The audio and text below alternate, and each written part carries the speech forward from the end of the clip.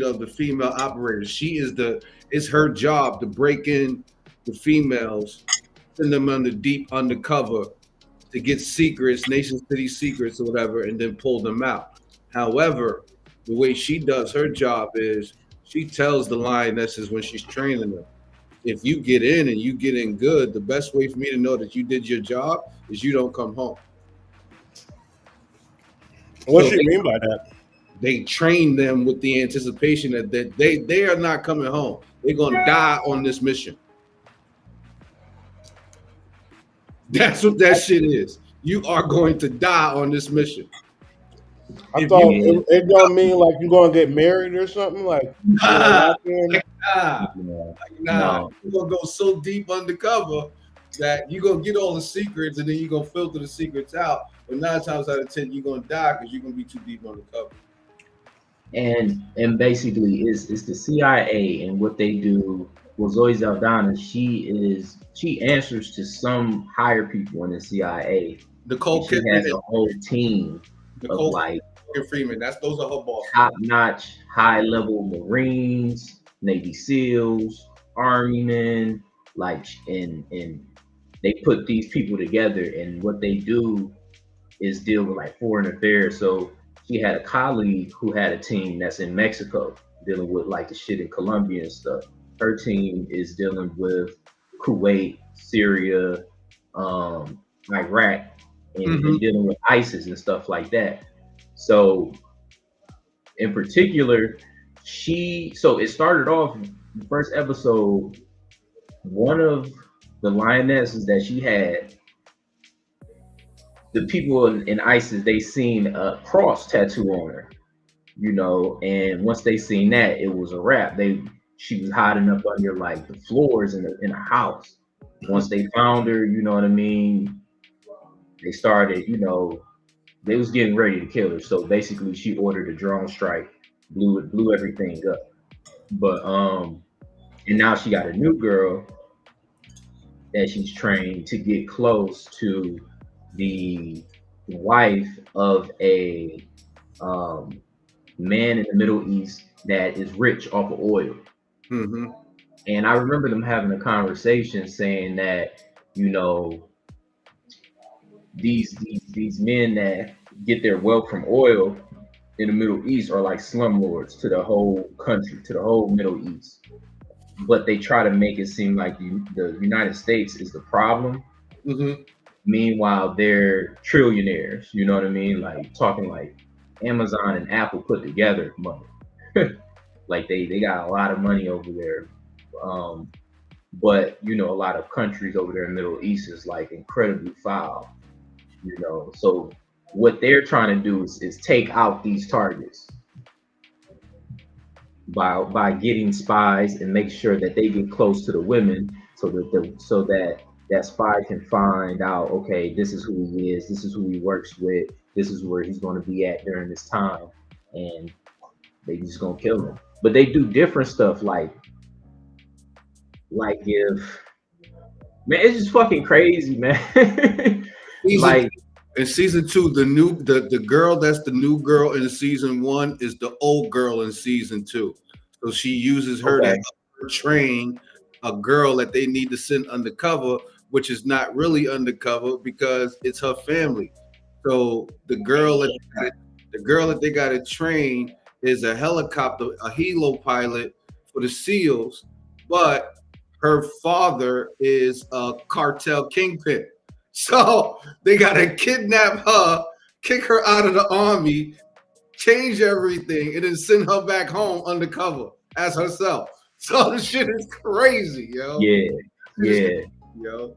But it is interesting too because, like, say they got to take somebody off the streets. These is like people that walk around with M16s and bulletproof vests, riding down the street in a Ford Expedition. You know what I mean? And it's like they just take people Yeah, they whenever just they want. take you. Like whenever they want. Um, it's a real interesting show though. Real interesting. I mean, the best thing I get from that shit, besides being a fan of Zoe Salanda, whatever the fuck she do, like, I'm sorry, like she got me. But the shit I get from that is that look, we've been talking about this shit for the past year, man. Like, we think women aren't as capable as they are to put themselves in position to do some real crazy shit, but they can do it just as well as we can, and they got something working better for them. Like they got a vagina, bro. Like, so I think the fact that they can get these women into all of these situations that is supposed to be built for like Green Berets and Navy SEALs, and the only thing that Shorty got to do is wear a bathing suit. Well, like shit is weird, but they get them in everywhere, bro, everywhere.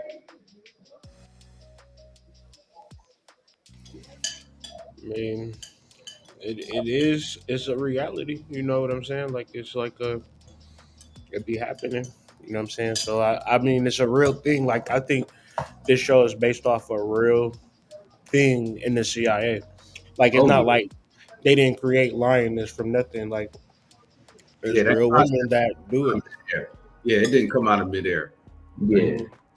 yeah. No, yeah. This shit is real because it's scenes where like they pull up at a military base and she flashed them her ID, and she have other people in the car and they like, who is them? And she was like, don't worry about them. And they don't say shit.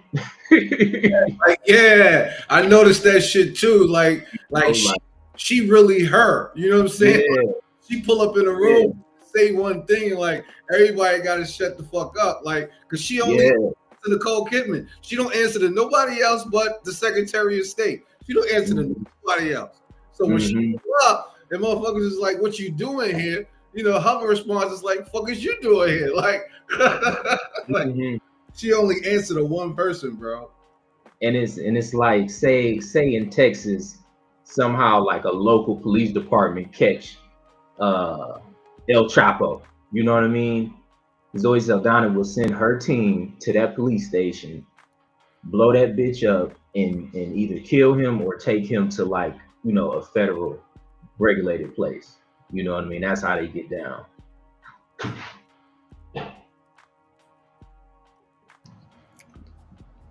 Well, I guess that's just like more of a theme because you have like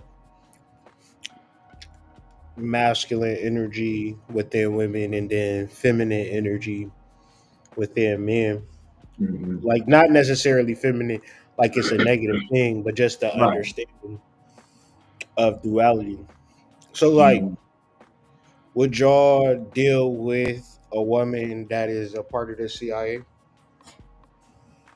Nah, man, I'll be jealous. That shit too cool.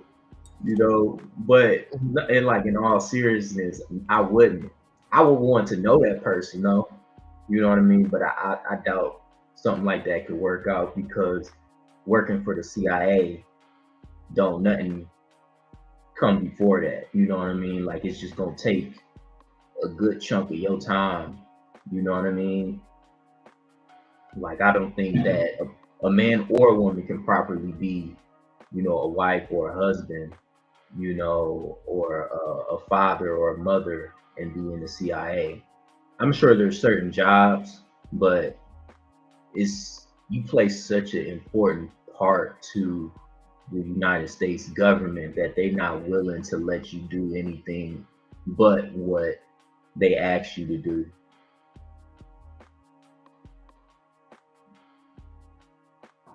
If you plan on having a Mr. and Mrs. Smith duo, I suggest not.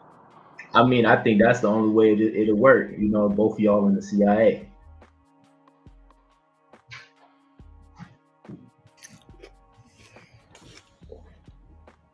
My thing is, how do you know? I don't think she's going. Y'all ever seen American Ultra? Is that when the lady she was a handler for a dude? Yeah, that's my shit. American Ultra. Mhm. That's if that's what I'm thinking about. That was crazy. Cause yeah, I get what you're saying. I mean, if I don't know, then damn, damn.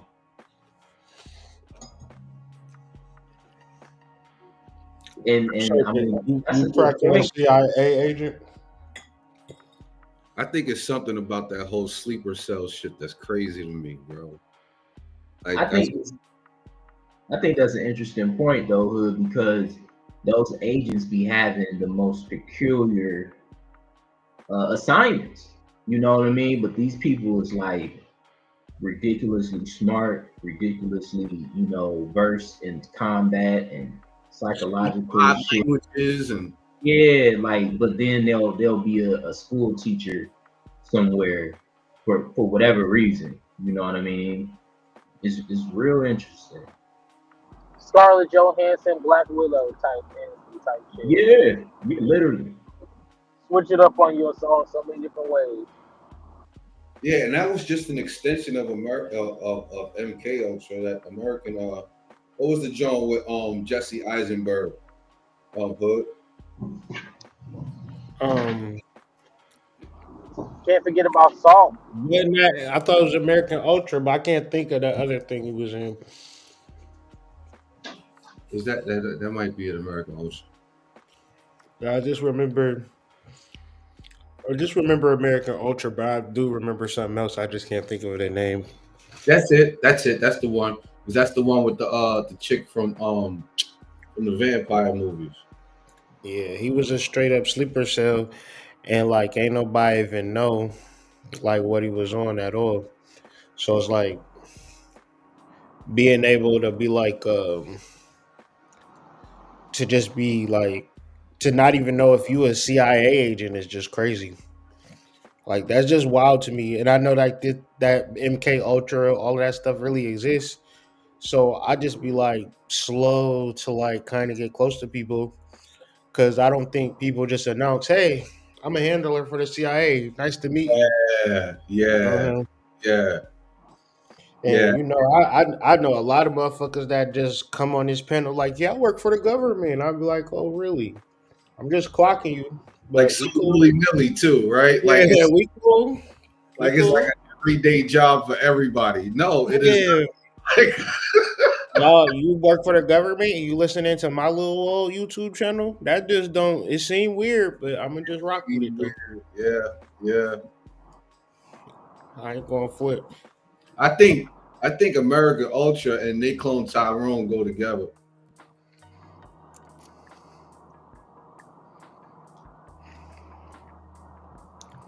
Niggas be feeling some type of way when we bring on that cold Tyrone. They niggas go.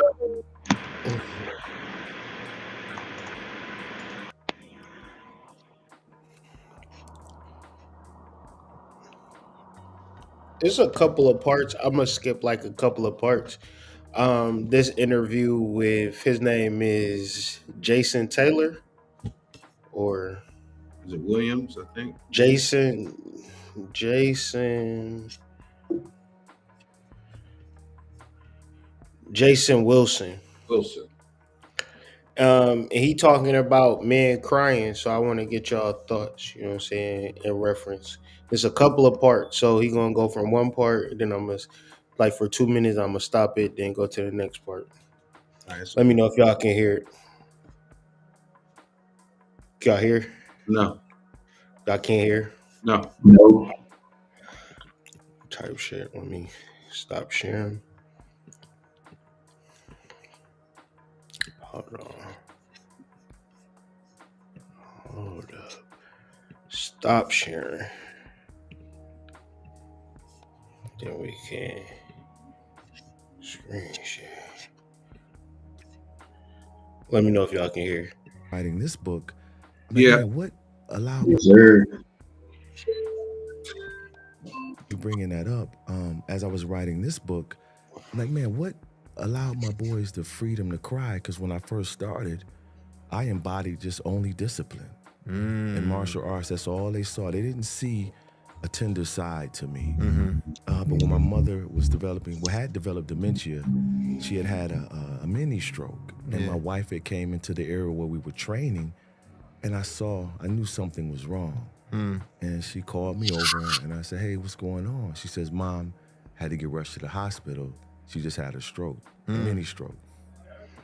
That was the first time, brother. So here I'm in the middle, my gi, ready to train. My kids excited. All the fathers are there, and I get overwhelmed with emotions, and I'm fighting it. And I'm like, man, you know, what is this conflict? David cried throughout the scriptures. Yeshua, Jesus cried.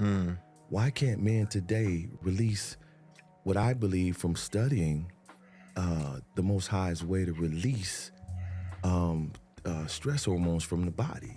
This has been proven by Dr. William Frey. In that moment, one of my students get up, say, Sharath. I didn't want to be called sensei, which means teacher.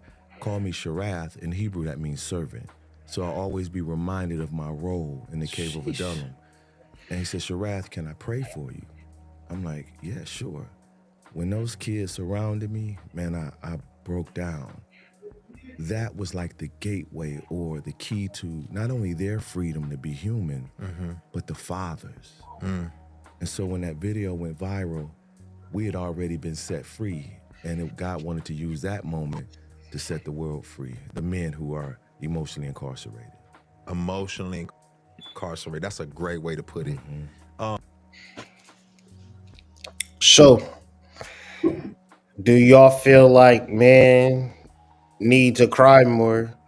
Do y'all feel like men are in a space where they can't cry even if they wanted to? Like, how do y'all feel about what he just said? Can y'all hear me good? All right. Dessert. Can y'all hear me? Oh, okay, but yeah, the way I feel about it and his thought, one, a lot of men don't have the space to, and it's something that men should be connected to. Because one, a lot of men they can't cry in front of their partner, even have that type of space with them, because they feel like they look weak. So it's not about being vulnerable; it's about being transparent. And then also from a personal experience, shit, I had a tournament this weekend. I got my ass severely beat, nigga. When I tried to walk away, I didn't want no one to see my tears, but like I let that shit out. And then my one homie ran into me and saw it, and he was like, "Oh, you good, bro? This is part of the game." But I didn't cry most because I lost. It was more certain things that hit me, and I had to really think about it and let it out. Cause like I was talking to my OG, and he was like, don't close your heart off to shit. Have your heart open. Understand your emotions. Don't never avoid them. Don't put them away because they gonna come out in a different form, and you're gonna regret it if you don't have a proper control. And that's why I even got into martial arts. So hearing Jason what he speaks into, I rock with it heavily because it's like, you know, getting beat up in front of people is embarrassing. Imagine getting beat up in front of your girl. Just all types of shit. You got to be, as a man, you got to do shadow work around that. Even not being able to defend yourself.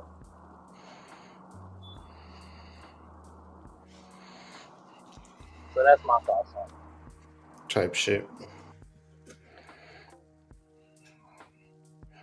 How y'all feel, Sacred Debris? Should men Um, more? I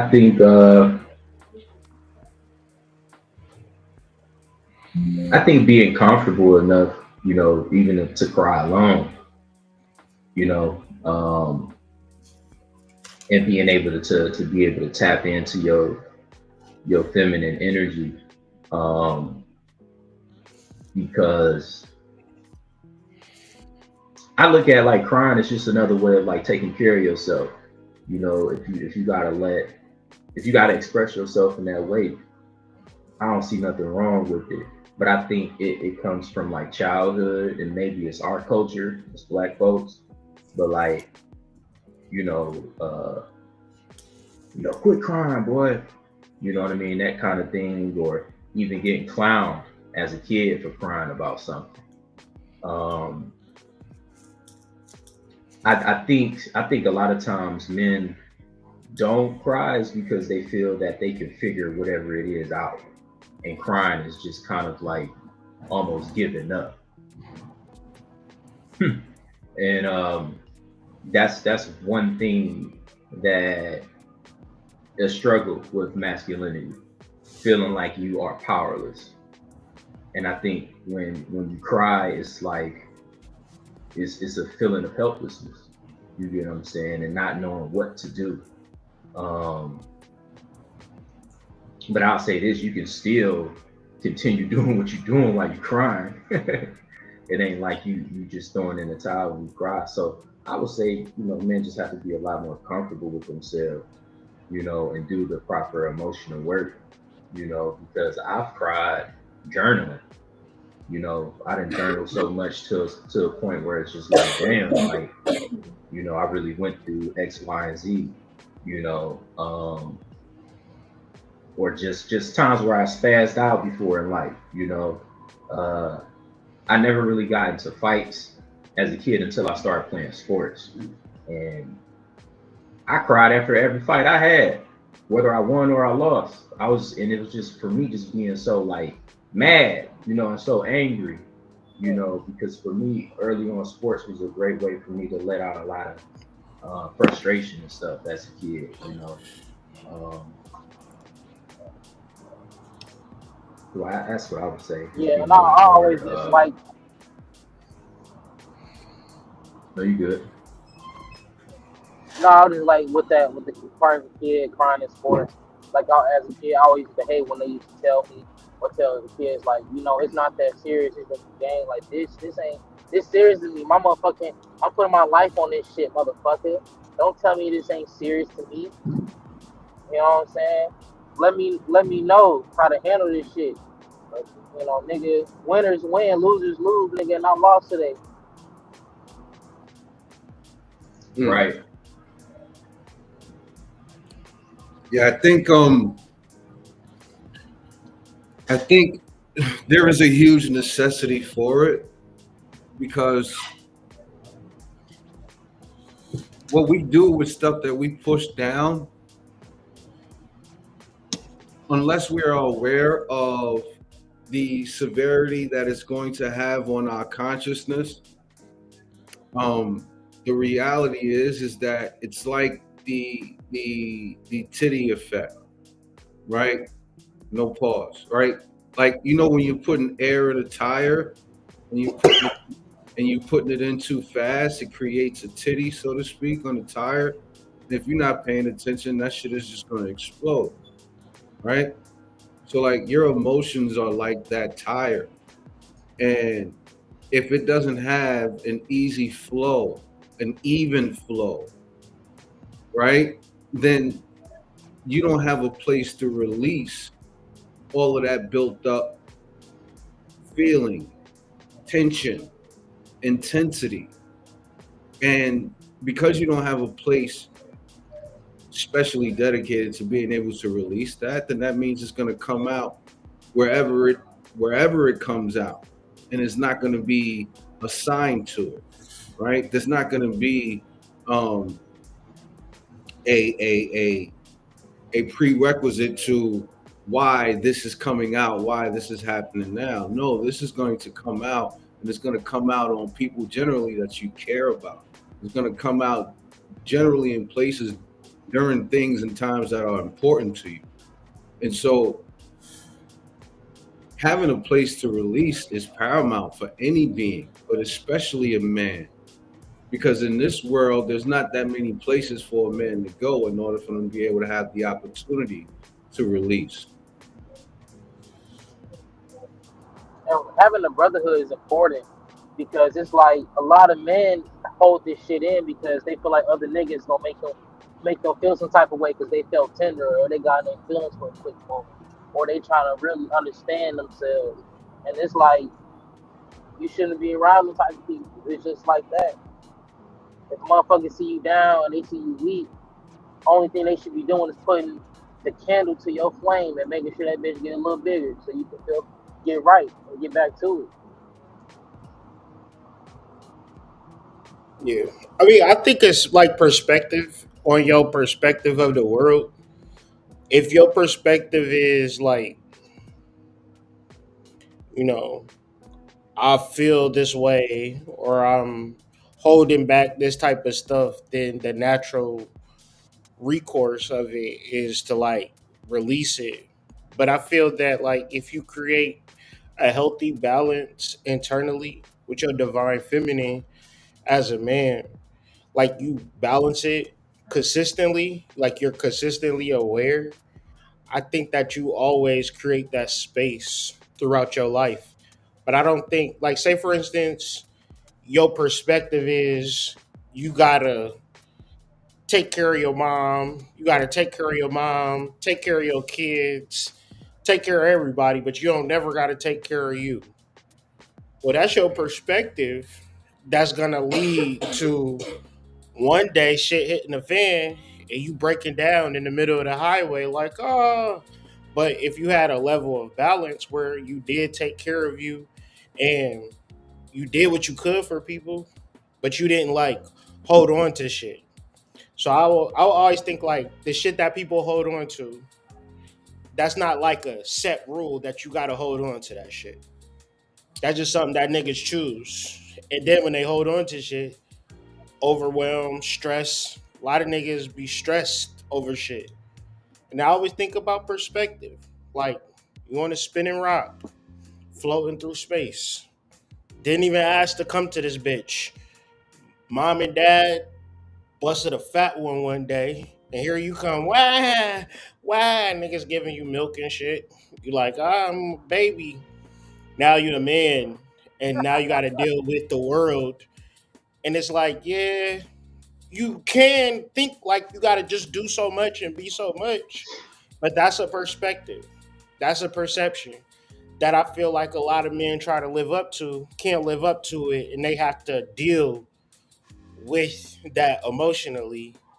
To whereas, like, you know, I mean, I feel like if you do balance your inner feminine, you get okay with who you are as a human. And then some people will dehumanize you. When you do the inner work, you realize, oh, this bitch using me. Let me get up out of this relationship. Let me get up out of this job. You know what I'm saying? Like, you don't limit yourself. You actually know what you can do, what you can be, because you've developed that inner work, like you said, like shadow work. Ad, we was talking about it all day Yeah, today. Like really yeah. Shout out to work, right? understanding, understanding what that even looks like for real. Because if you never did it, then you would be sitting back like, damn, I need to like, I don't want nobody to see me cry, or I'm overwhelmed and I'm in my relationship and I don't feel comfortable telling her, bitch, get a job, you know what I'm saying? Or sell some pussy on the side. You know what I'm saying? Like you don't feel comfortable telling her that. So you just be like, let me just be a man. Let me find a fifth job. Let me work 5 jobs to take care of my family. Yeah, you're gonna break down one day. You're gonna be crying. You're gonna be sad. But I don't feel like it always have to be like that.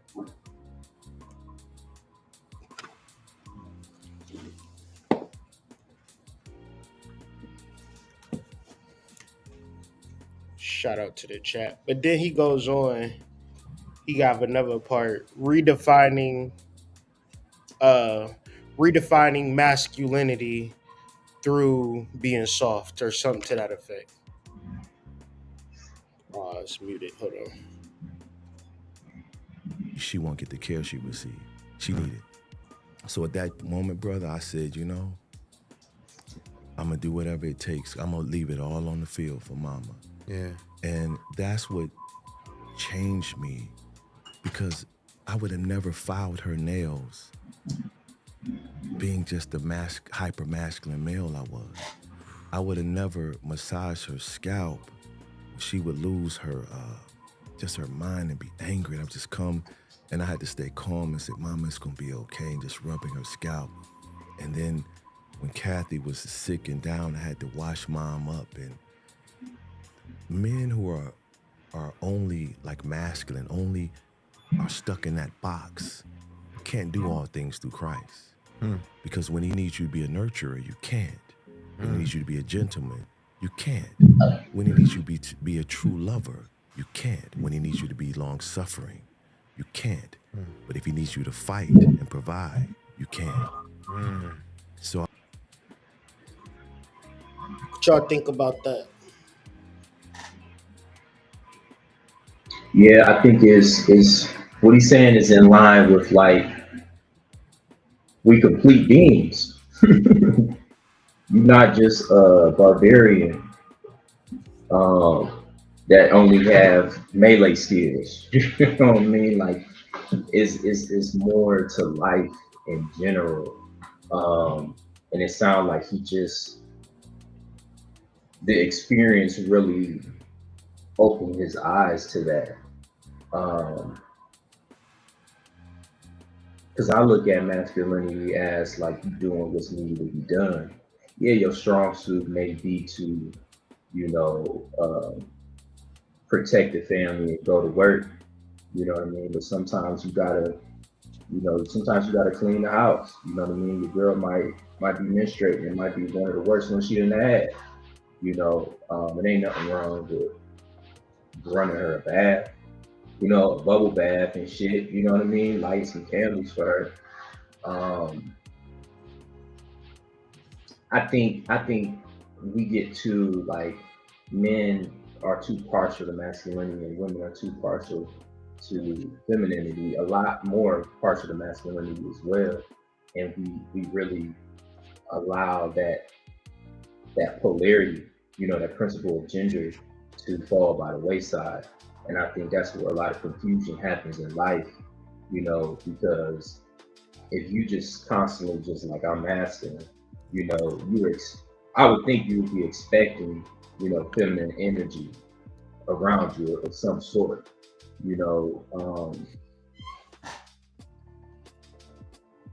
because it just don't make sense. It just don't make sense. At the base physical level, the masculine and feminine principles express themselves as biological sex and at a higher non-physical realms, including the emotional and mental realms. These two gender principles express themselves as qualities, attributes, or specific expressions. Right. So it's not that I'm a male, so I'm masculine. I'm a male and I'm masculine, I'm feminine. That's a female, she's masculine, she's feminine. It really doesn't have that much, I would say, to do with your biology as much as it has to do with your mentality and how you approach solving problems. You get what I'm saying? He basically was just saying like, I couldn't have solved those problems if I was only in my masculine principle. You know what I mean? And you can't tell me that he wouldn't have suffered. You know what I mean? But it's like it's about being able to do, or it's being able to be like dependable, and that goes beyond masculine and feminine. You know what I mean? Because I think it just comes down to being able to solve the problem. But we need each other. I'm not saying we don't need each other, but I think that's what it comes down to.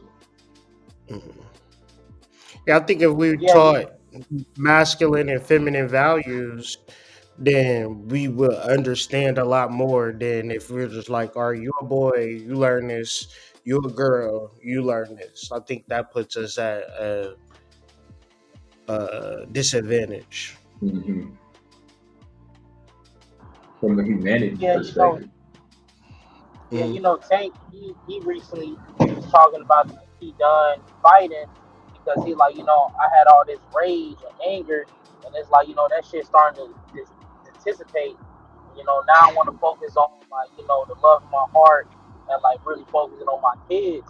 So it just shows like, there's always another side of us that we tend to ignore, or we got so much rage and trauma built up inside of us that we only see one side. We only see how our inner world is made to project the outer.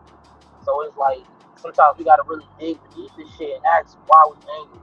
Because sometimes a lot of anger is really another form of us covering up our sadness. Because us men, we do not want to look weak. We do not want to be, seen that so we can be picked on or attacked.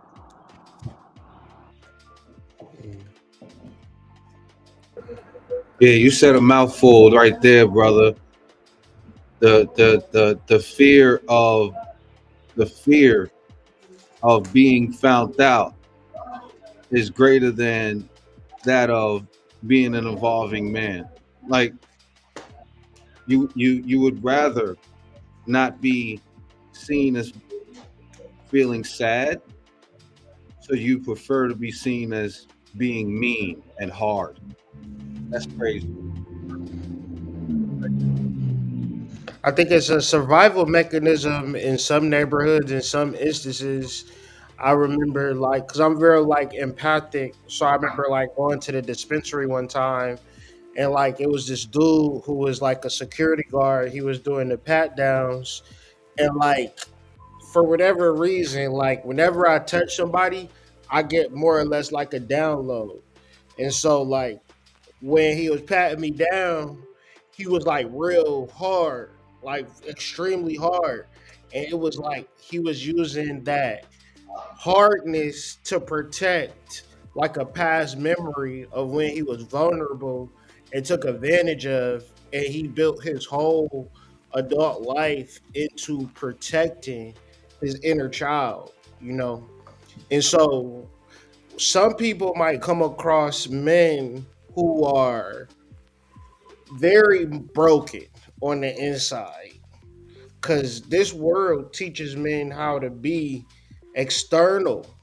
They don't teach men how to develop emotional mental, because emotional mental are feminine principles. But if man has an emotional mental life, I don't care who he is. But if you never develop that and express that, you put yourself at a disadvantage, to whereas your perspective is going to be skewed, because it's just like, well, I got it, so why ain't I whole? Why ain't I like at peace? But you never even figured this inner part out. So it's like And you we got said a long way to go as men. you said something there, because it's one thing to not have the ability to want to express yourself in a less than favorable light, you know what I'm saying? But there's another thing when it comes to having the ability to be a nurturer when you need to be a nurturer, because men Mhm, have that ability as well.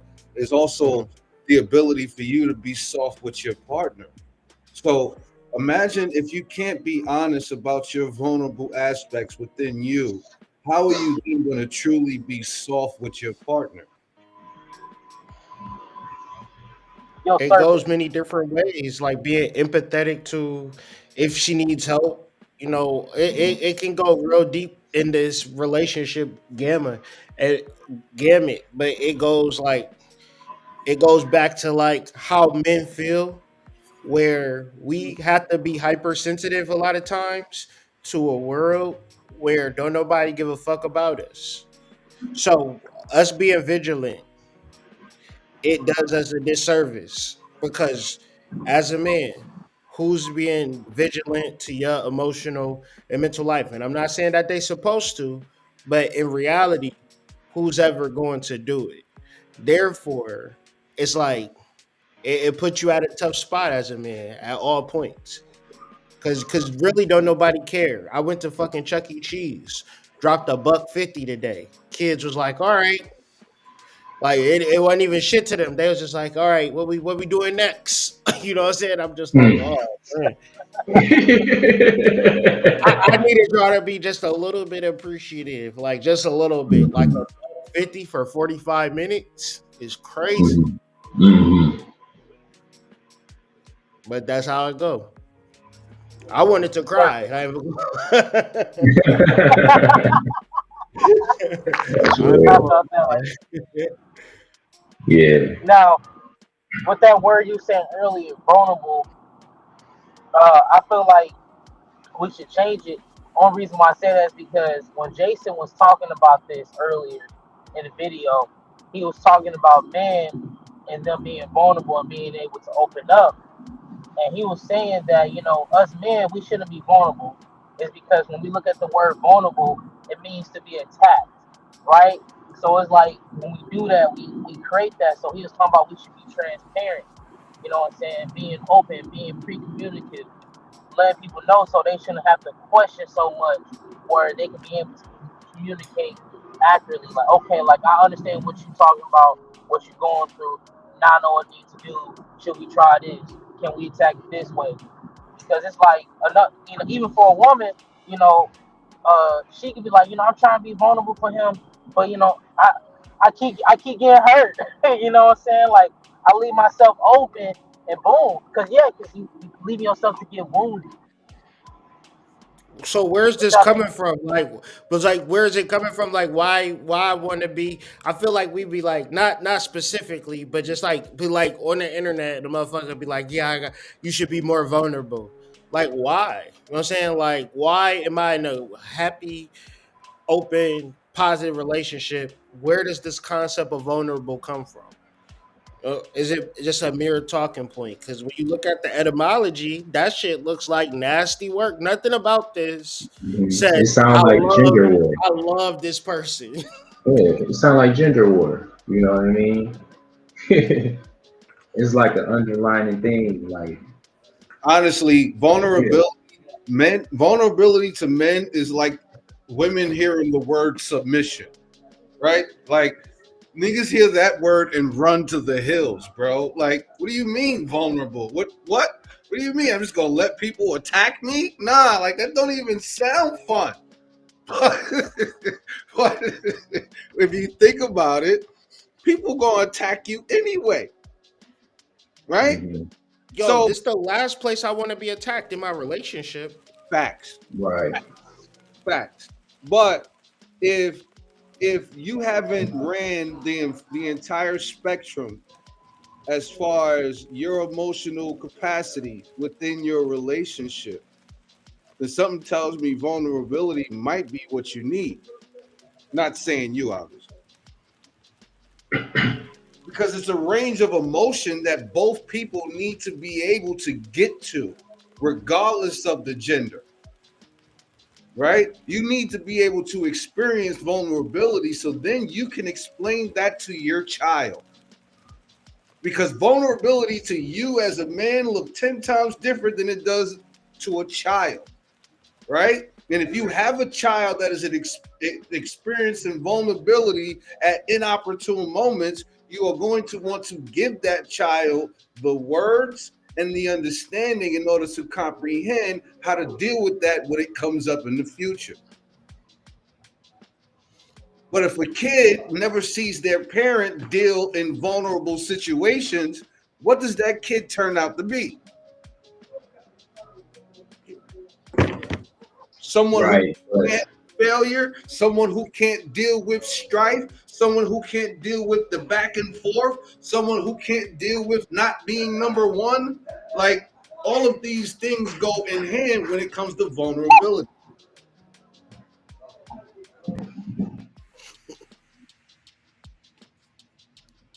I think it's more so of not making yourself vulnerable, but how do you react when you're in a vulnerable situation?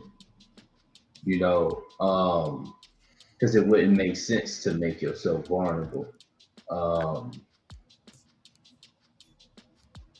I just think, when a man is trying to like manipulate or finesse a situation, it don't really turn out well. And I think transparency and honesty is what's going to order and structure your life. You know, the way that you talk to people around you. You know what I mean? That's either going to draw them closer to you or exterminate them. The same for like the person you're in a relationship with. I remember recently, I think last week, they said like, if you want to do a litmus test about your relationship, just be brutally honest. And shit, up to now, my relationship, when we brutally honest with each other, we end up talking for like 5 hours. You know what I mean? And it's like, damn, I didn't even know that. You know what I mean? Or I was thinking that, but I didn't really want to say it because I didn't know how you was, going to react. But like, I know I try to, at least every 7 days have a conversation like that because there's so much shit that you don't know about the person that you claim to be in a relationship with, But um, transparent, presenting no obstacle to the passage of life so that what is behind can be distinctly seen. see, this is some shit that I want in my relationship. Like, I like when a girl says, you know what? I've been through some wild shit in my past. It make me want to get closer to her versus somebody that's like, you know, more or less closed off, you know? So it's like me, I try to be as transparent as possible, like open door policy. I don't like really no secrets or nothing like that in the form of a relationship because that's kind of the way that I go. And it's just like, I understand like the concept of vulnerability, but then again, I don't understand it because it's like, capable of being wounded. Why? You know what I'm saying? Like, why I gotta be wounded in this particular construct?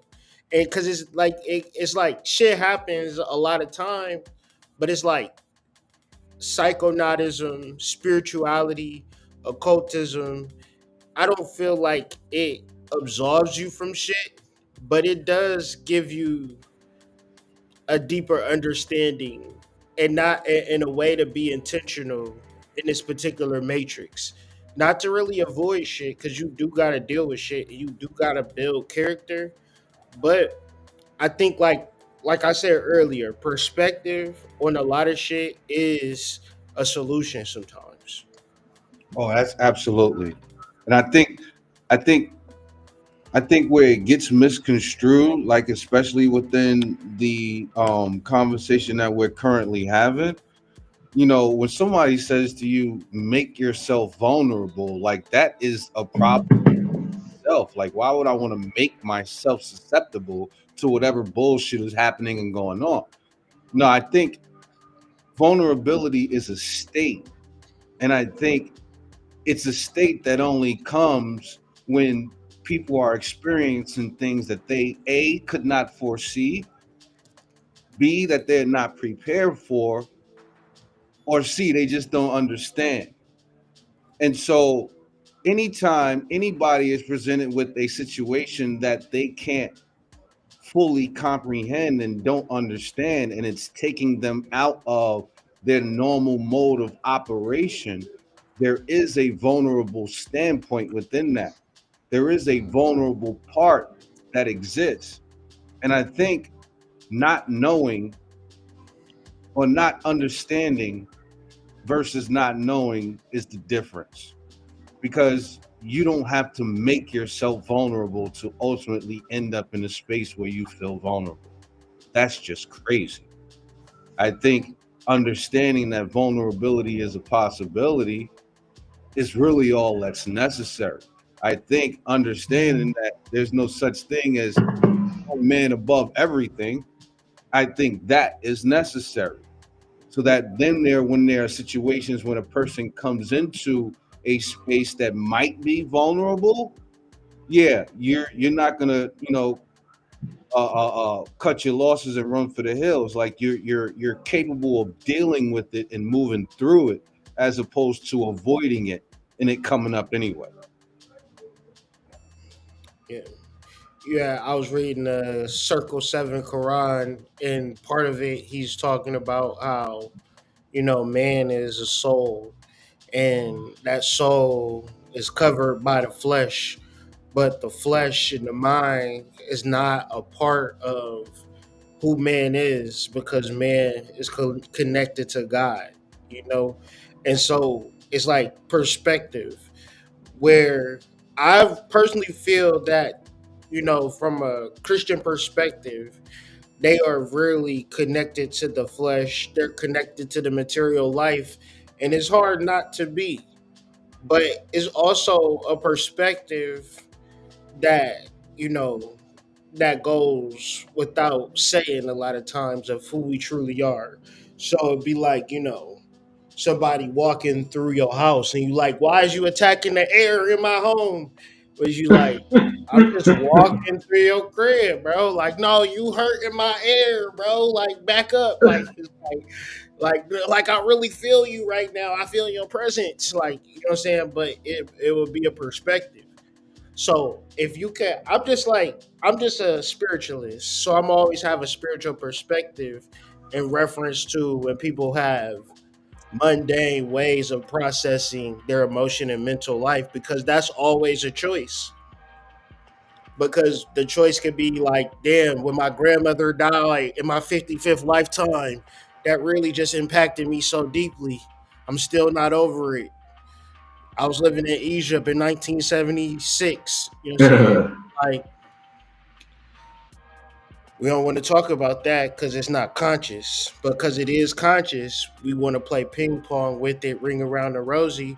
But we are going to transition out of this body, and when we transition out this body, whatever we was going through is going to wash away. So a perspective to me, I'm gonna wash it away now, and then see what I'm left with. And usually, a lot of times, it's joy. So I would have cried if my perspective was, damn, this bitch cheated on me. I'm hurting. Or people have transitioned. I couldn't make it to my aunt's funeral. Like that didn't sit right with me. But at a certain point, I made her a offering plate. You know what I'm saying? She loved fried chicken, so I cooked her fried chicken. You know what I'm Mm-hmm. saying? But I had a dream about her that next night. You know what I'm saying? So it's just more of a confirmation. So it's like, okay, I'm at peace with myself. You know what I'm saying? Because my perspective is like, cause I'm not, of course, nigga, I'm not a robot, but at the same time, maybe I'm too emotional sometimes. I gotta figure this shit out. Cause if I'm crying, nigga, that's over. Like I will feel helpless. I will give up. So I really have to challenge my perspective when I'm going through shit on a day to day basis. Yeah, the first thing I thought of when I was listening to you talk was, nigga, is your heart lighter than a feather?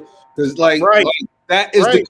question, right? Like That's that's that's Egyptian mythology. That's not Christian mythology though. at In all.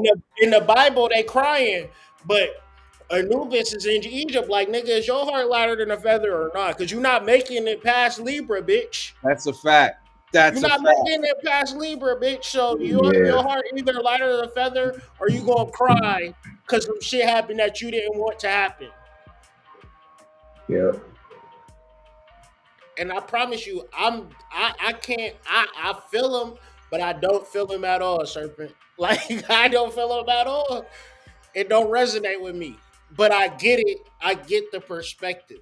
But I also understand a different ancient perspective of living multiple lifetimes and just being present in this lifetime in the moment. Cause I didn't make up Hindu scriptures. Now we gonna have to all get on this chat and bear witness to every Hindu nigga lying about reincarnation. Serpent. We gonna have to just bring we just be like, yo, them Hindu niggas was lying, bro. Reincarnation ain't real. This our only lifetime. We about to take it serious. hmm You know, when you just said that, I for some reason I thought about the parallel between laughing and crying.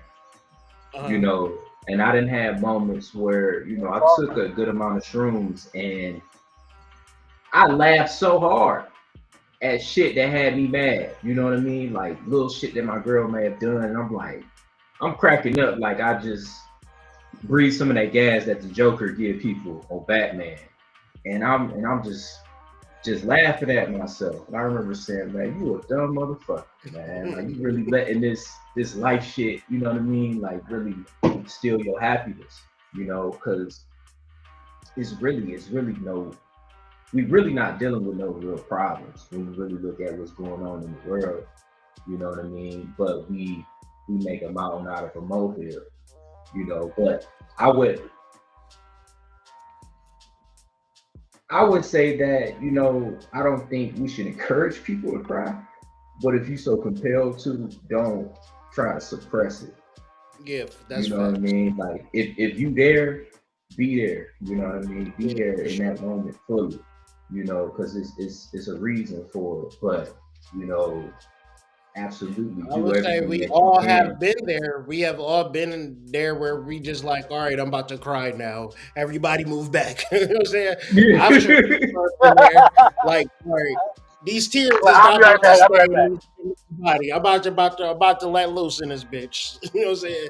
Like, and then sometimes I knew the tears was coming. Sometimes this shit just completely caught me off guard. This one Yeah. time. my kids had told me like, Dad, something. They was like, Dad, we appreciate you or something. I started crying and shit. But my kids had seen me cry, so the second time they was like wanting some shit, so they tried to do it again. I'm like, they tried to get that same emotion. I'm like, oh, these niggas ain't shit for real. Like, The niggas is emotional gangsters. yo. Right.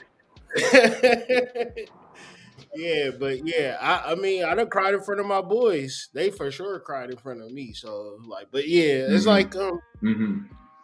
boys cry, bro. So I mean, but at the same time, like you said, I'm not condoning a nigga just be like, all right, y'all said cry, right? So Yeah. we about Yeah. to cry. Like, nah, bro, we ain't about to do that. Yeah. Yeah, because it's like between that realm and laughter and crying, all it does is water releasing from the eyes, right? But laughter, you tricking the universe. You able to switch up and create different thoughts, points, and all types of shit from that laughter. You know, you ever laugh so hard, nigga, that you started crying and you steady laughing? Yeah. Like you like, Hell Hell fuck, I yeah. yeah. can't breathe. Oh yeah, that's a fact. Yeah. That's a fact. And I think, looking at now, some people might not like it, but looking at situations to where like there's a comedic value in every situation in life, no matter how fucked up it is. It might not be funny to you because it's happening to you or someone that you know, but there's always something to laugh about, be But it Jabri, that's the being a nature slow. of comedy. That's what Hmm. comedy Yeah, is. yeah, yeah, yeah, yeah, yeah. You're right. You're right. And I mean, you can choose to have sorrow or you can choose to have joy about it. Um, it's all on you. I think a lot of times you cry, it's a lot more of a Nah, for um, real. emotional or hormonal response. Because if you crying, that may be signaling or cutting off serotonin, signaling more cortisol. You laughing, that's dopamine and serotonin. You get what I'm saying? Like you can do alchemy right then and there, but not everybody look at it like that. But I think being able to laugh at something is what keeps you young. It's what keeps you in a space of having a light heart. Laughter is the ultimate I say, because lightning of spirit. hell, Go ahead. not for real though, because like Dave Chappelle, he was doing alchemy, he was doing stand up, and he was talking about how like not being lame and not being that famous saved me. It's like all these other niggas get invites to Diddy parties, but I'm not. So but it's cool though. I'm here and I'm doing good. Winslow getting all the action. You know, but I don't get an invite. I saw that alchemy right there, man.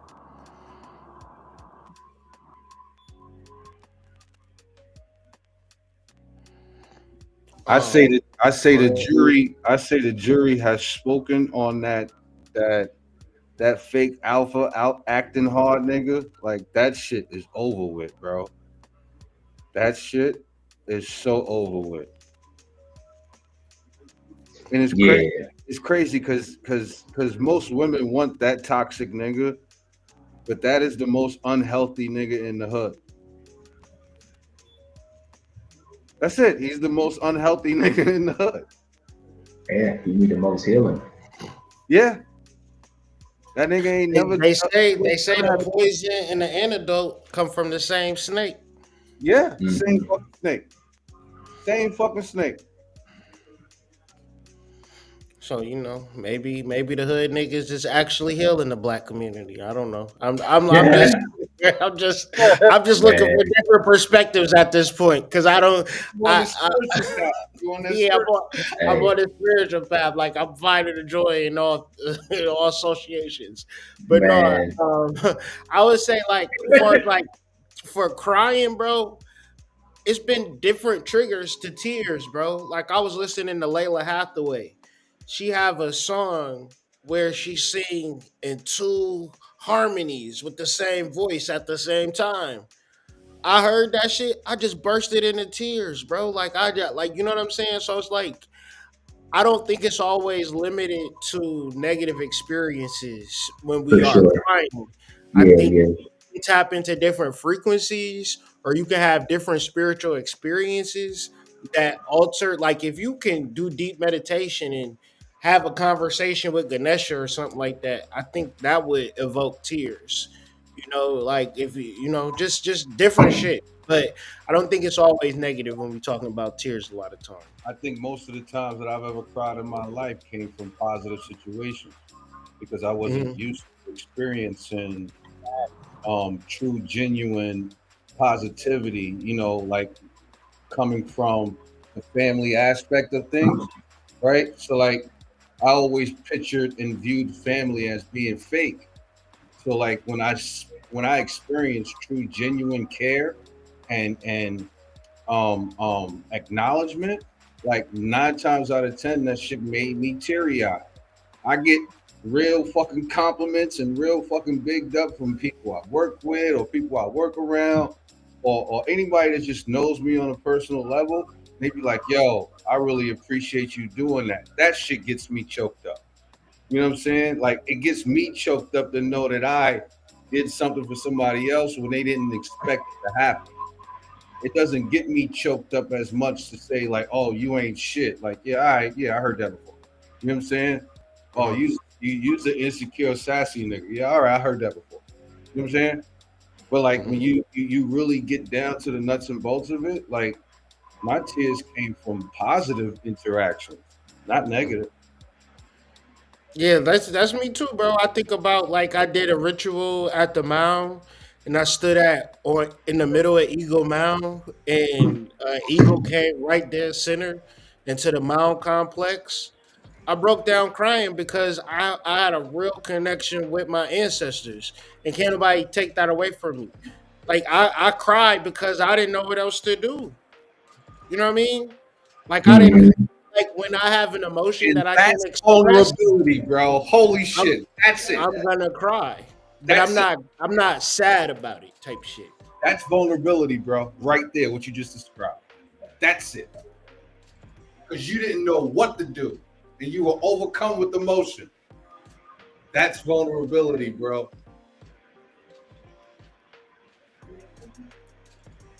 But I'm gonna keep reacting. But I feel like I know there are men that struggle with a lot of things, but at a certain point, are men not in tune with their emotions, or is my brother doing advanced yap? Yeah,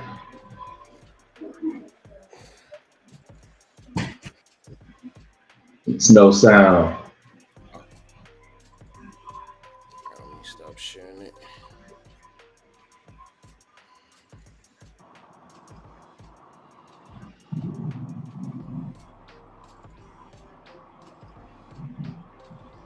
An image, not all things through Christ, but I wanted to be an image not of just of him, because he was the ultimate comprehensive man. And so I embodied all of that, but it was my mother, not my martial arts training, not psychotherapy. It was he used her as the ultimate sensei, the teacher, to shape me into the man I became today. Jeez, man, let me tell you. Hold on, time out. I get a lot of books. I'm reading this one. This is in this Yeah. book. Yes, sir. Yeah. I'm reading Oh, this. what he I'm say? reading. I missed what he said. When you were on, I had to wash mom up, and men who are only like masculine, only are stuck in that box, can't do all things through Christ. Because when he needs you to be a nurturer, you can't.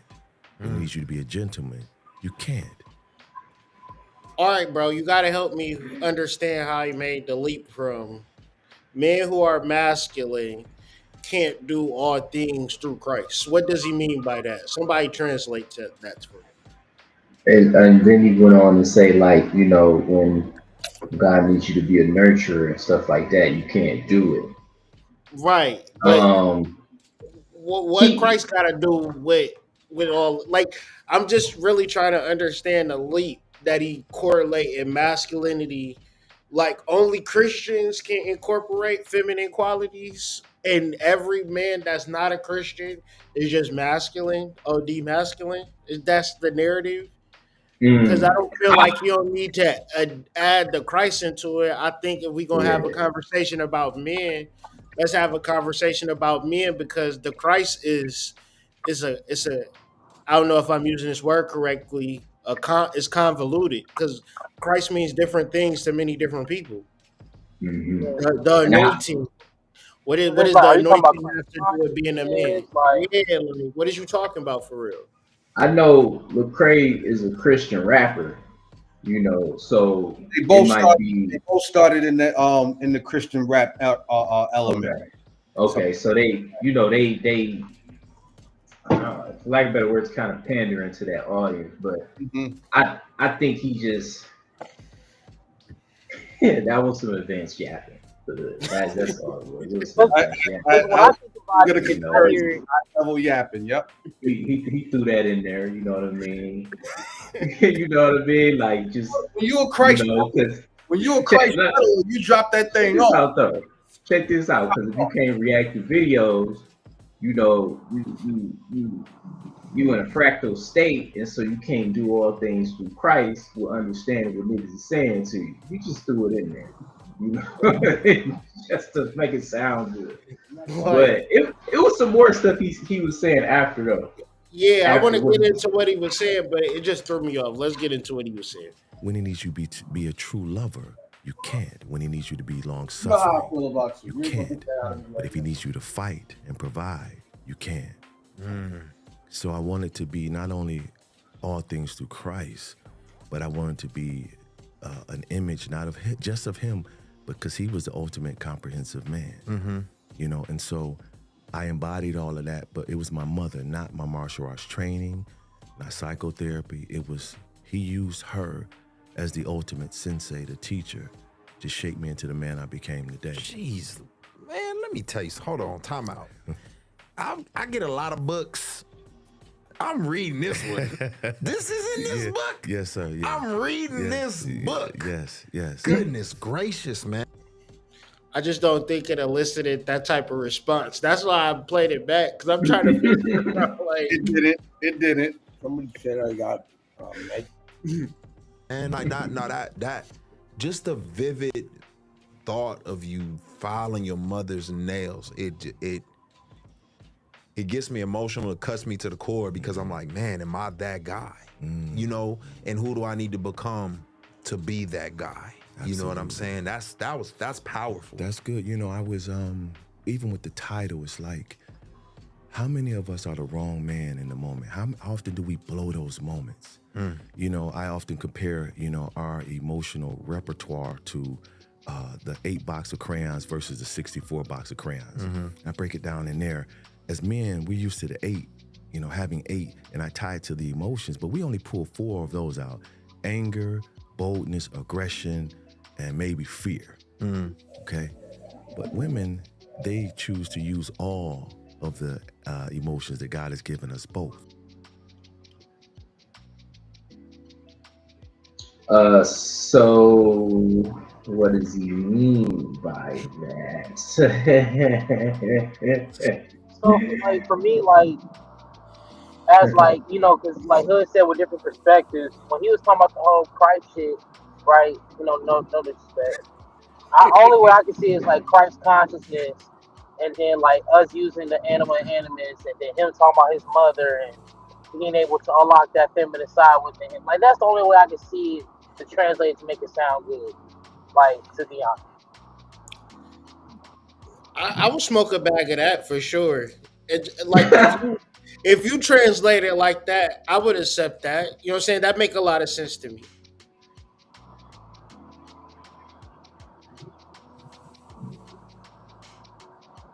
Kind of feel like we entered the Barry White stage of this video. 'Cause I feel like he just flexed his breathe. beard. yeah, like he Flexed his just beard. That's just all he doing, bro. using the monotone like theme, Yeah, just bro. He's so like ride he's this thing on out and no emotional deviation whatsoever. Everything even keel, yeah, just bro. one Like, way. And let's just say this for the temperament that he is displaying versus the speech that he is giving, those two things are incongruent. And that's where you see the disingenuousness of his attitude, the way he's coming across.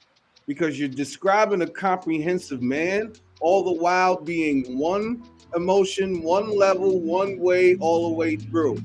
Talking about your mom, right? Like there was no deviation in emotion whatsoever, right? So my bro thing was is, talking about somebody else. He's yeah, somebody else's spirit. like my thing is, there's a certain level of authenticity that needs to come through your message in order for me to feel you. If that authenticity doesn't come through your message for me to feel you, then I can't connect. Now we just sitting up here talking about words. You know what I'm saying? So like, yeah, there's a lot about this to disagree. So man, let's switch gears, man. I hope y'all niggas done cried enough and got it all out your system. Let's talk about July 28th, 1999. That was a partial lunar eclipse. Somebody very important was born on this day. Does anybody have any guess in the chat? Who was born on this partial lunar eclipse? And while y'all trying to guess, always remember that full moons mean that you're going to be successful and fortunate. A lunar eclipse is when that energy is intensified.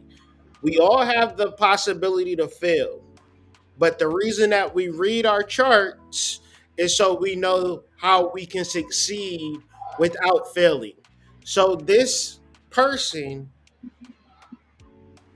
did not fail, right? This person lived up to the billing of being born on a lunar eclipse. Does anybody have any guesses? July 28th, 1999.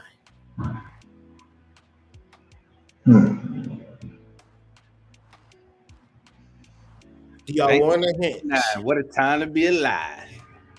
Let's give them a hint. Out like bitch, little ass bitch ass nigga, like little ass bitch, hoe.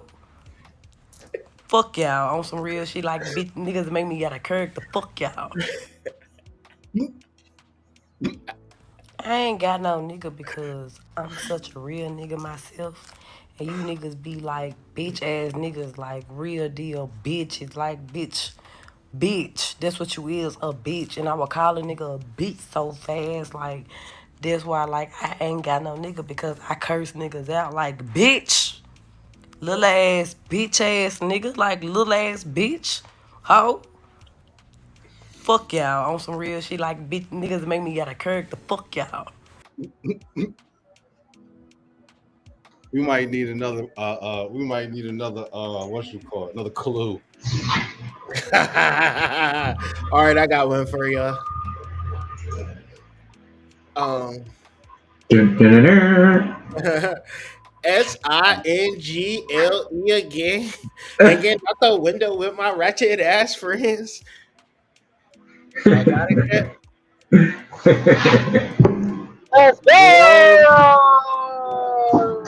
Glorilla.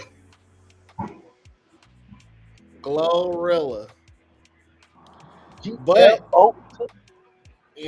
Glorilla's moon is in goddamn Capricorn. Hardest So bitch out there. I mean, but Capricorn rules the 10th house. 10th house is your house of career. You know, moon in Cancer, born on a full moon, born on a lunar eclipse, right? Jupiter opposed Mars, born under a T square. So it's like you have a rough upbringing, but if you deal with your challenges in a righteous way, you will be successful. And Glorilla is she got friends, but she's the most successful friend. Right? Her star burns brighter than everybody around her. And I love this chart because this chart is like you can't tell me astrology ain't real.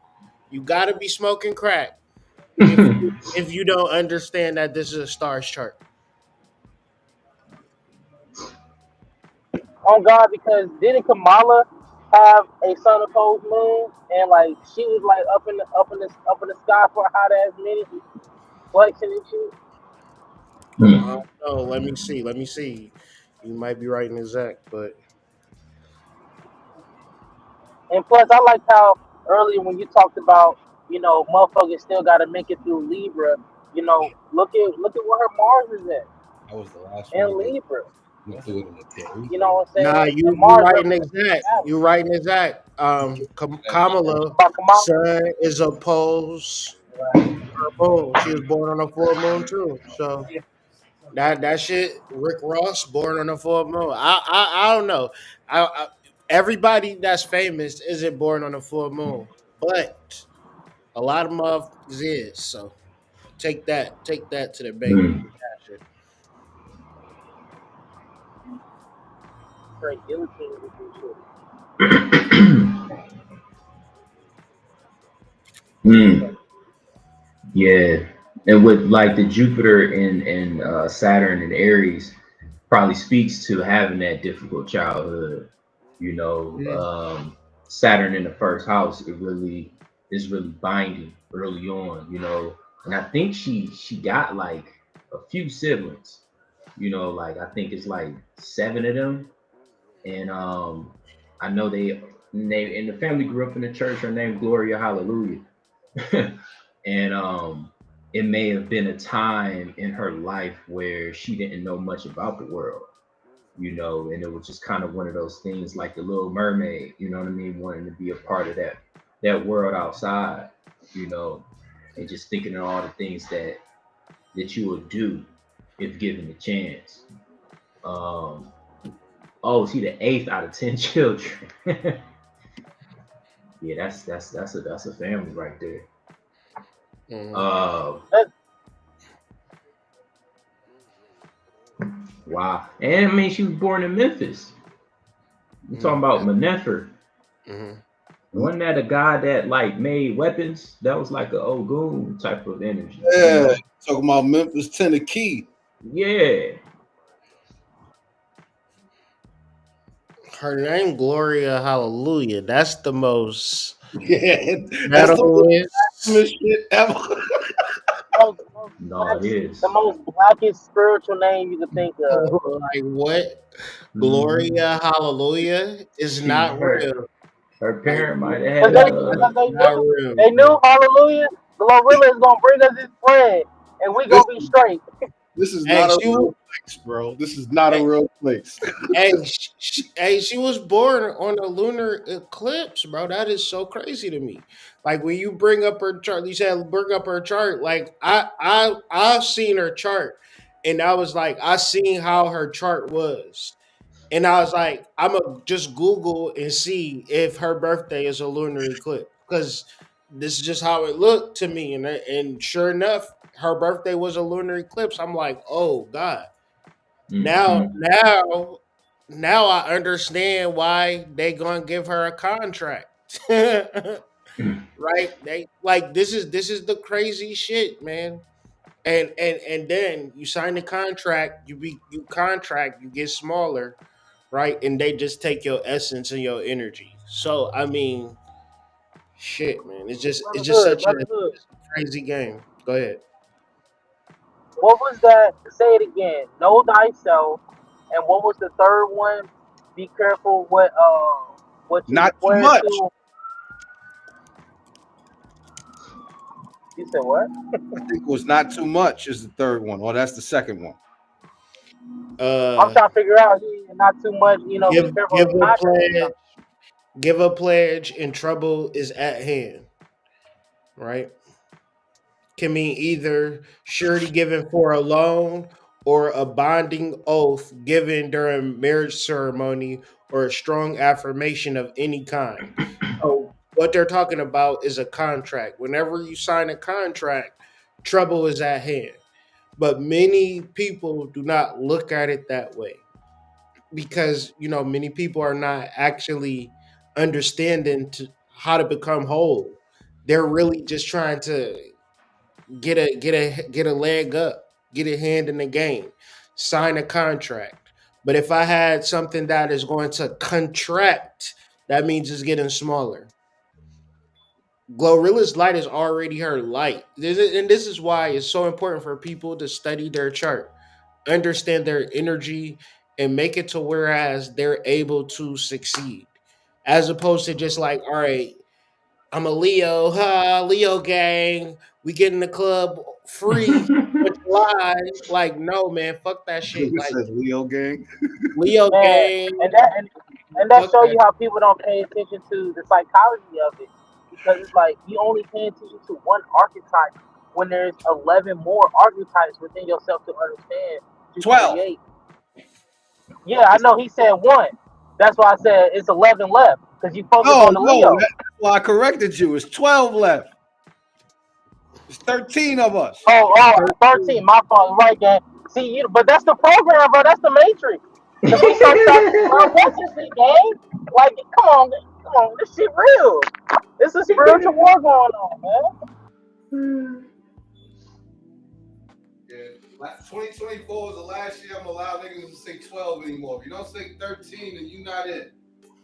Now, somebody told me yesterday, bro, you really need to stop try to teach these niggas sidereal because we all doing Western astrology anyway. So you just sound stupid. You just need to give it up. Oh, Like I created the ways of the stars and shit. Like I'm just like making shit up. Like, bro, like it's just how it is, man.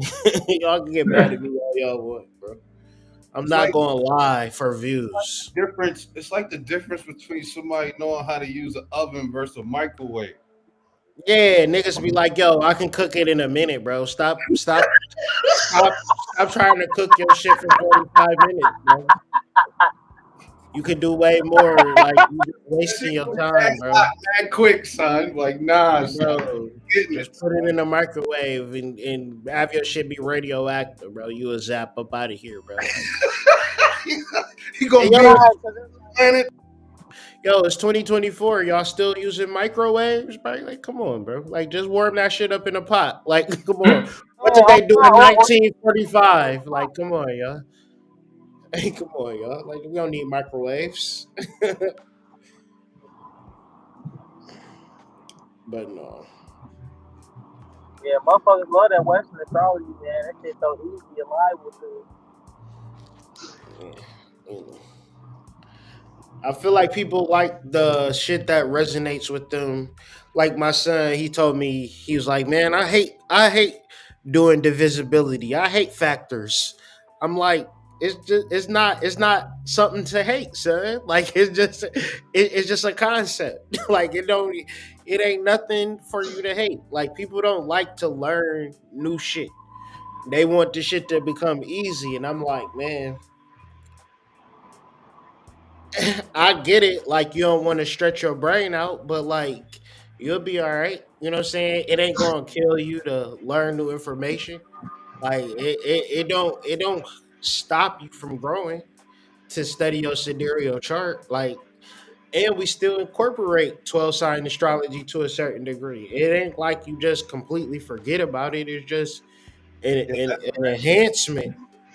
that's the weird part of it. mhm. When I hear people talk about Western and tropical and be so vigorous about it, I'm just like, dude, like Sidereal has all of those things, and we keep the shit that y'all already like intact. Like the only difference is that it's more accurate.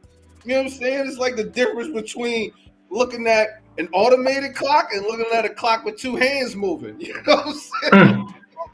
Yeah, it's a You true don't experiment understand and a the true automated clock if you know how to read digits, right?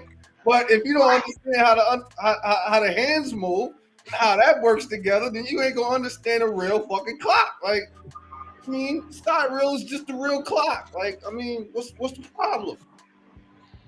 It's like looking at the clock and niggas taking off certain numbers and shit. Whereas in sidereal, it gives you the whole clock. That's just it. You see all the stars.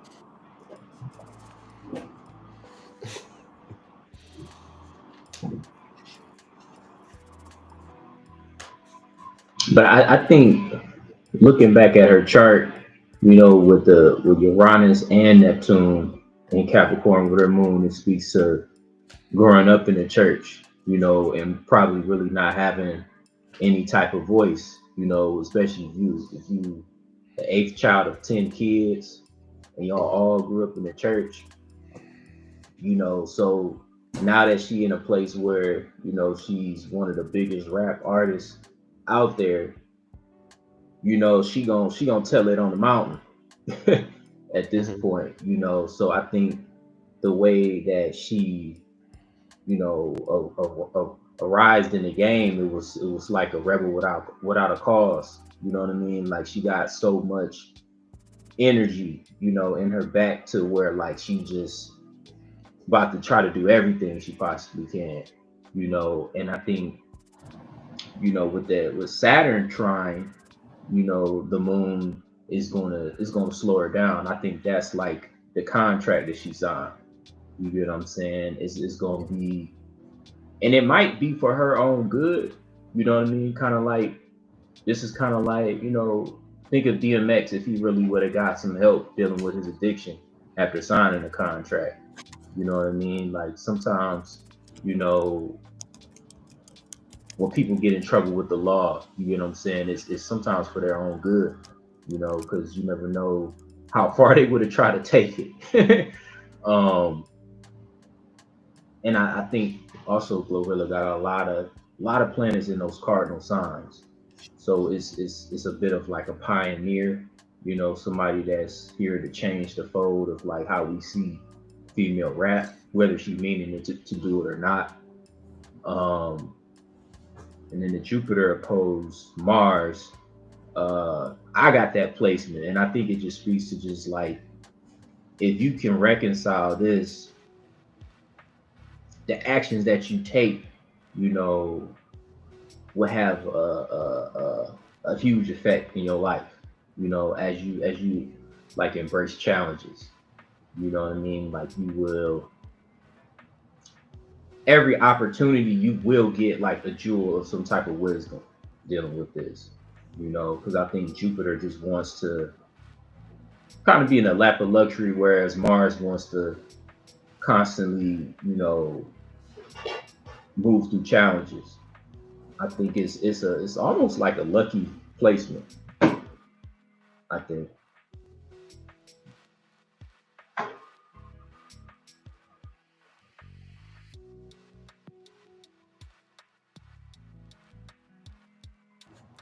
Yeah, I think you hit it like right on the nose with the cardinal signs because it's like fourth house, first house, seventh house, 10th house, more of a focus in this chart. And then she has certain connections between her fifth house and her eighth house that make it to whereas when she incorporates sex or incorporates performance and sex, it's like a winning Mm-hmm. formula for her.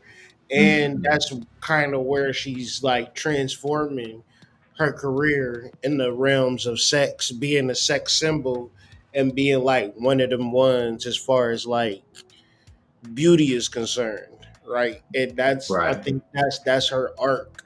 But a part of her larger arc is that second deacon of Libra, which is the heartbreak card, which is the sorrow card, and Mars being in that card. So it's like the things that she have done have created a negative disposition in her viewpoint of men in relationships, but it does make interesting art. So, Mm-hmm. however you reconcile that, you turn it into a business. Like you take Mars in that second deacon of Libra, and you have a horrible relationship, but then it squares the moon. in Capricorn. It squares Neptune in Capricorn. So it's like, all right, let me take my sorrow and convert it into a business. And then, like, Mm-hmm. that sun in Cancer, abundance, right? So it's like she can have an abundance of sorrow, an abundance of bad relationships. Hence, why she have a real where she like, I can't stand men. Like, fuck y'all. You know what I'm saying? But it's like that's a real energy coming from a real place. That's what makes it viral because she's not lying. But I know girls that get dogged by niggas. You know what I'm saying? Like that's just they, and then they develop a mentality like, you know what? Fuck these niggas. But they Mm-hmm. not gorilla. They not writing raps and then doing an alchemy. One of those things Mm-hmm. ways, but it's more prevalent now because we're talking about it because it's coming from a celebrity or star, if you will. But yeah, a lot of women have developed that based off of the track record of the partners that they have had. And the flip side to that is that a lot of men have developed more traits of being raised by a single mother because of that. And it really doesn't matter which side of this pill that you're on. Both of it, all of it is nasty work, really. But I can understand her position, especially if you're somebody who's been hurt your whole life. Right. And I can see how the Chiron in the first deacon of Scorpio is pronounced in their chart. He definitely has some negative experiences with sexuality in general. And to like both of y'all points, her music may be therapeutic to some women that get dogged. You know what I mean? Like that might be bringing them out of some type of dark place. But it's so extreme to where it's just like I don't think everybody could benefit from her music. you know. And then with Lilith in the second deacon of Scorpio, you know, man, she might end up being a Black Madonna at some point, conjunct Pluto. You know, yeah, I'm it's gonna put a theory out there. I think the cooter is so damn good that it changed her it's life. making her crazy. Like she got some good ass motherfucking him. Yeah, you know what I'm saying? Like I'm telling you, if the word ever got out on the streets, I bet you if she wrote a biography, people would be like, nah, that was some historical Yanni right there. Like Lilith conjunct Pluto. Pluto is Yeah, exalted in Scorpio, right? and it's in the second deacon of Scorpio. Like right in that second deacon, bro. That's the card pleasure. That's Con, six of con, cups. conjunct Lilith. Come on, man. Trying to no sextile the moon. Yeah, Trying to sextile the sun. moon. Like, come on now. I'm telling you, Glorilla, Glorilla, one of them ones where it be like, yeah, she fucked the boss. Now she goddamn the owner of the company. She part owner of the company. Type shit. Like I'm telling y'all, this astrology shit. Like She I got bet that good Joy Taylor nah, Joy Taylor learned. I bet you a lot of these girls can learn a lot from Glorilla in for the real, pussy for real, department. for real, for real. I She told got you that good when that yeah, Mars yeah. and Libra, I said, oh, whore. She got that good yeah, yeah, my nigga. Like So yeah, I mean, shout out to They said that shout out to box. Glorilla, man. You know what I'm saying? Like, I want to get blessed one day too. I like, it's just an oracular regime. You know what I'm saying? Like, bring you the to a shit is different yeah, dimension. right. Yeah, let me know if you need a Nah, reading. Her now body it is Mike all Tyson. makes sense, bro. Like, look at this. Look at I'm gonna show it to y'all.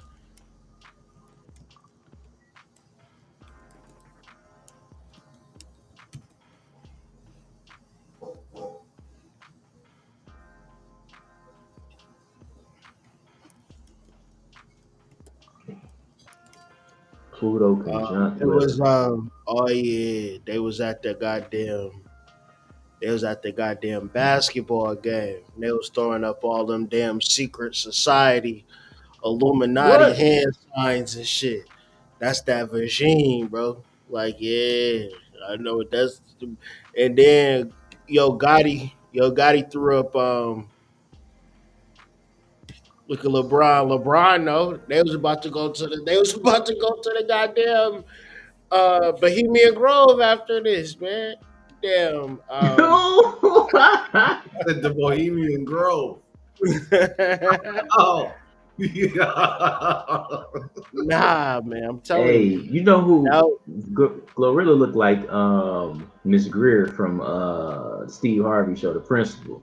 Yeah. You know what I'm talking about? She looked like her a little bit. she looked like her. She looked like her. I can't think of her name, but Regina something. It's Regina something. She kind of resembled Miss Parker from Friday.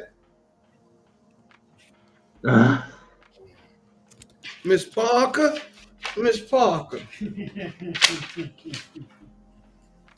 oh man. See, wasn't it the Steve Harvey show? Yeah, the Steve Harvey show. Miss Dog, Greer, she was the principal. she looked just like Shorty. Tell me that's not Glorilla, Yes. bro. Yes. Too. Yes. Tell me that's not Glorilla, bro. That's what I'm saying, bro. That joint called The Game, right? Mm. Oh man, they just keep redoing these clones over and over again. Bruh. Oh man, her birthday is July 25th, bro. No way. What's her name? Wendy Raquel Robinson. Born Yeah. July 25th, 1967. Oh, Damn. you can't tell me that's not Glorilla. Hold on, man. That's not Glorilla. Go to bro? images. Go to images. Yeah, bro. That's Oh, the that's, man. yeah. Yeah. That's her all the way, bro. That's her, bro. And she was born On this basically the same day. the same day, yeah. July Come on. 25th. Come on, man. Hey, boy, I know they getting Not mad the at us. real Us world. alphabet. They like, look at these niggas. It's not the real world, bro. You could find your doppelganger anywhere in this Like, world. This is not the real world, bro. Hey, pull up the Bow Wow picture, man. I'm really trying to come for some next. The Bow Wow pick. What you mean? What you mean by Bow Wow? Nah, cause pause. What I mean is like, Bow Wow. You see that resemblance, He used to be what? I say you see that glow resemblance between Bow Wow. You said Bow Wow looked like Glorilla. Yeah, you see the resemblance. Oh, you might be doing. Was it Orlando Brown saying Bow Wow got that pussy? Orlando Brown talking about Bow Wow got Nah, that bro. pussy. You said they all is the same character, AD? Damn, how you pull that picture up like that quick, bro? It was already online. It was already Damn, I done forgot about Lil Mama. Oh man. Hold I up. just Hold up. it. Yeah, bro. Hold up. They done cloned somebody, man. They done clone Tyrone. Hot damn it. Yo. Oh shit. Yeah, man. I don't know how Orlando know this shit, man, but he a clown. Let me see, man. Yo, this is crazy. This is crazy work, son. The similarities is too close, bro. Two of them ain't real. Let's get to that. Yeah, one of them is an operative. We gotta one of them is a lioness. Let's just throw that out there. Yeah. It ain't Lil Bow Wow. Can't be. Listen, Lil Bow Wow, MK Ultra, he gonna get that weird phone call with the beeping on the other side, and he just gonna go ham. Watch. That's supposed to be Snoop Doggy Dogg nephew. He can't go out Man, like he that. was signed to death row. Man, Snoop Dogg turned him out early.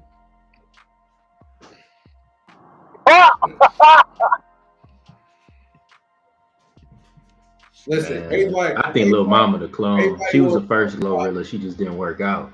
everybody want to talk about what the industry did to Justin Bieber. No, fuck that. What the industry did to Bow Wow.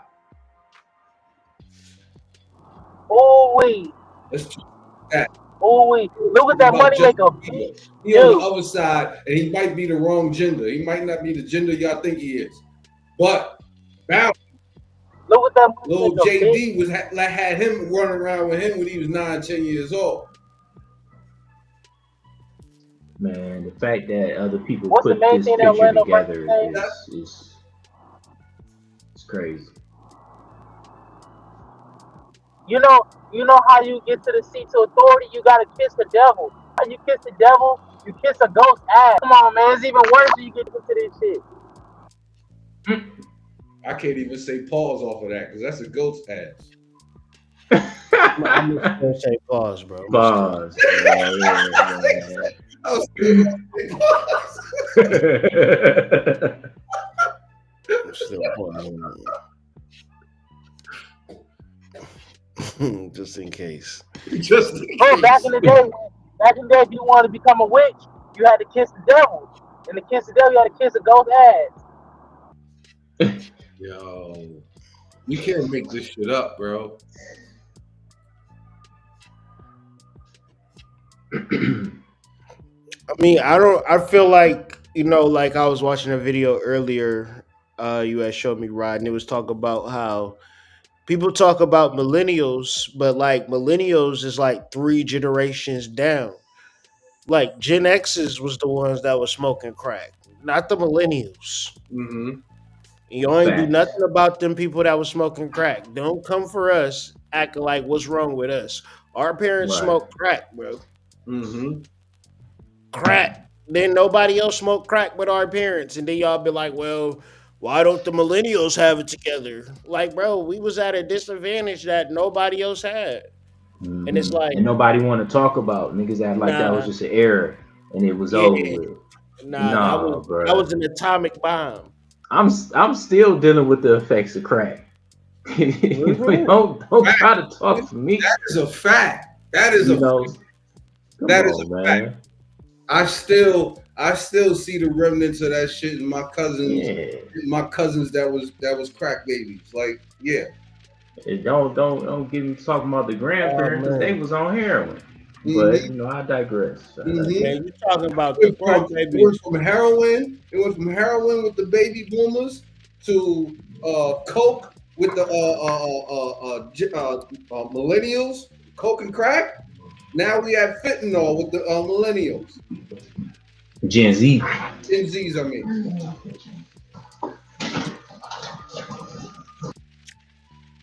So if they got like, why we don't got no Gen Y? I don't think we got that far yet, player. Okay, I understand. I'm thinking of the alphabet. I'm like X, Y, Z. I don't know. Maybe it's just me. I'm just my fault. That's all. They trying to be consistent. That's why they trying to invent a new gender to go with the alphabet crew. So I mean, they trying to be consistent. It's Gen Alpha. Now it's Gen Beta. What's next? Gen Zip, Sip, Simp, Oh God, Gen Switch. Simp.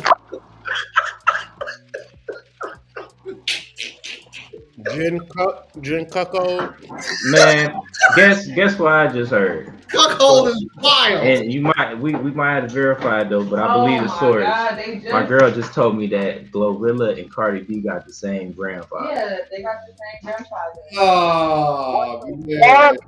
Or they cousins, one of the two, but I think they got the same grandfather. Yeah, they is I cousins. remember This is a Cardi video of Glorilla. Like, that's my cousin. Like, we cousins because like my grandfather, he ended up even having a whole other family. Yeah. So it's so funny too to think about how like niggas be like, she not black.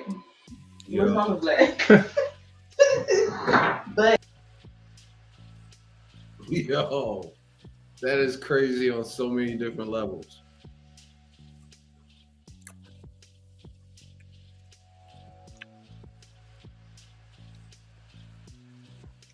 I mean, they're not too much different in what they do. So, I mean, she answering for smashing a new nigga while she was pregnant with Offset baby,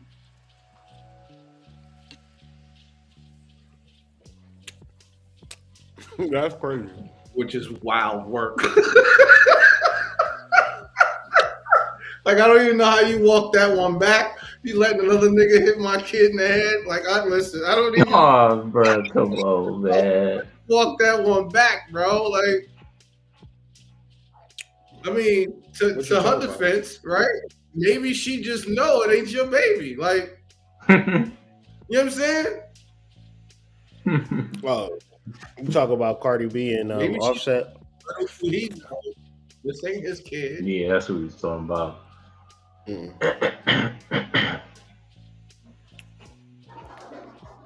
Yeah, I mean, Hey man, speaking that's of like the Offset, president. you That's know like what the nigga owe presidents, little right? TJ like some Yeah, George Bush and Obama's cousins. Shit, George Bush, Obama, and Robert McCain is cousins. Hold up.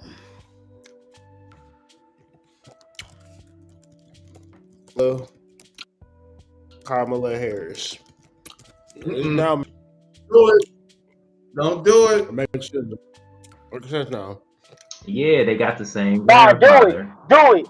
because Truth is stranger than fiction. Let these niggas know, gang. Oh man, here we go. Y'all didn't ask for the spiritual bag. Y'all gonna get it.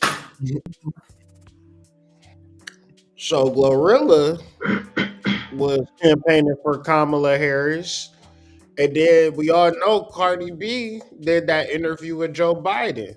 So, and then it ain't like these the Mm-hmm. best female rappers in the world. They have a Nope. specific message and a specific agenda, and they politically align. And we don't even want to like call it out for what it is.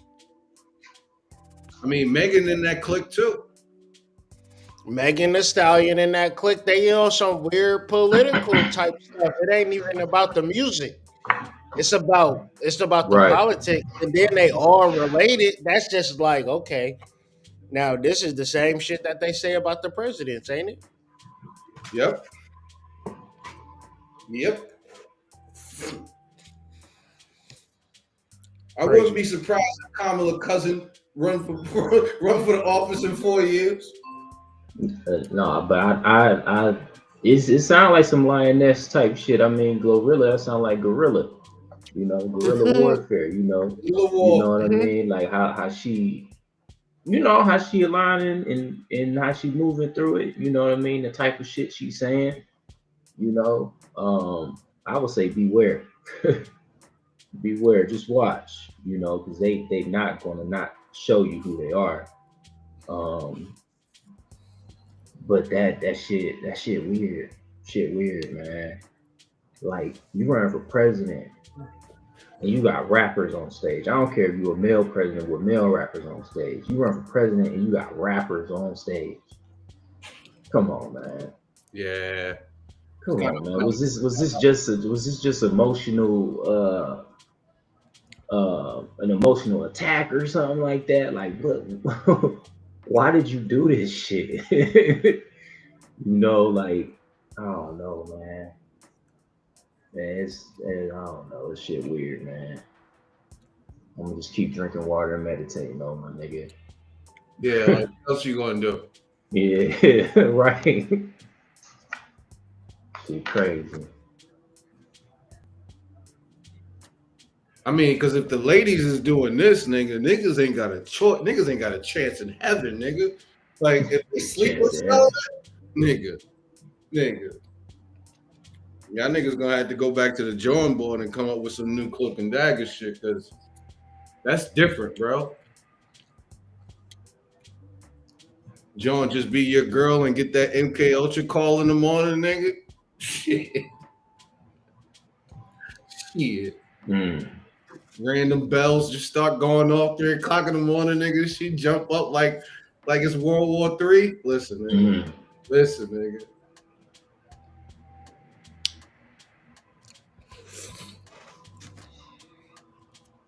Yeah, man. Perspective. Definitely. That's what I would say. Be careful. But man, I think had a long day. About to lay it on down, man. Y'all got any closing thoughts for the family before we get up out of here? And just thank y'all for rocking out with us this evening. Okay. I hope y'all have a great Monday through Friday and see y'all soon. Yeah, I shade to the family. I shade to the ancestors, known and unknown. Thank y'all for rocking out with us again. Appreciate the space. And yeah, looking forward to seeing y'all in a day or so. All right. See everybody on the flip side. Y'all have a good night. Peace. Peace.